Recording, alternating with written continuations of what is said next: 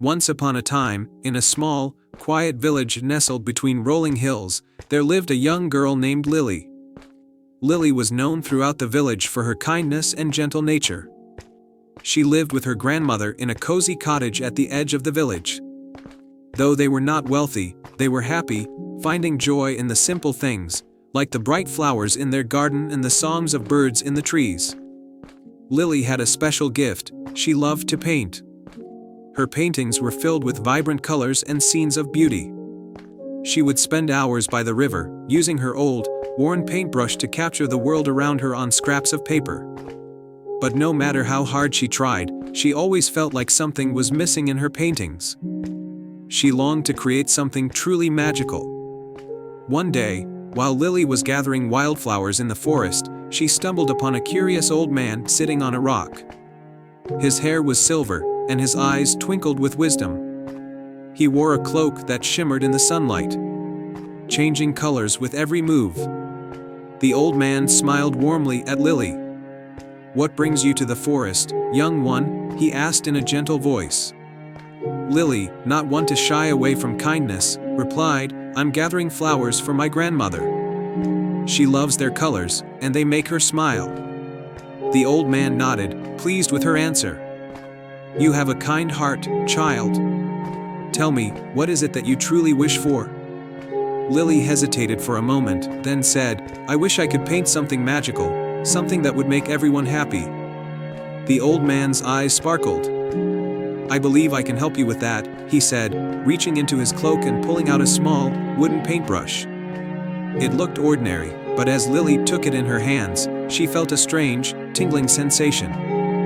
"This is no ordinary paintbrush," the old man explained. "It's enchanted. Whatever you paint with it will come to life." Lily's eyes widened in disbelief.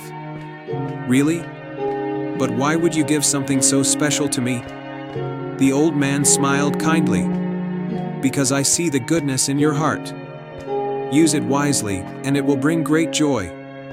But remember, the paintbrush will only work for those who paint with pure intentions." Before Lily could thank him, the old man vanished, leaving her alone in the forest with the magical paintbrush. The first painting. Excited but nervous, Lily rushed home to her grandmother. She told her all about the encounter with the old man and showed her the paintbrush. Her grandmother, wise and loving, encouraged Lily to try it out. Lily decided to paint a bowl of ripe, juicy strawberries, as they were her grandmother's favorite. With the enchanted paintbrush in hand, she carefully painted each strawberry, making them look as real as possible. When she finished, something incredible happened. The strawberries on the paper began to shimmer and glow, and then, right before their eyes, they lifted off the page and became real strawberries. Her grandmother gasped in delight and picked up a strawberry. "It's real," she exclaimed. "Lily, this is truly a magical gift." Lily was overjoyed. She realized the paintbrush could help her bring happiness to others, just as the old man had said. Spreading joy. News of Lily's magical paintbrush spread quickly through the village. People began to visit her, asking for small favors: a painting of fresh bread for a hungry family, a warm blanket for a cold night, or a bouquet of flowers to cheer up a friend. Lily happily painted these things, and each time, they came to life just as the strawberries had. The villagers were amazed and grateful, and they admired Lily's generosity. She never asked for anything in return, only wishing to make others happy. Her small cottage became a place of warmth and joy, where everyone felt welcome. But not everyone in the village was kind-hearted. There was a wealthy merchant named Mr. Grimstone, who was known for his greed. He heard about Lily's enchanted paintbrush and saw an opportunity to make himself even richer.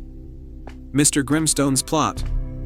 One day, Mr. Grimstone visited Lily's cottage, pretending to be friendly. He praised her talents and spoke of how wonderful it was that she was helping the villagers. Then, with a sly grin, he said, "Lily, you could do so much more with your gift. Why waste it on simple things?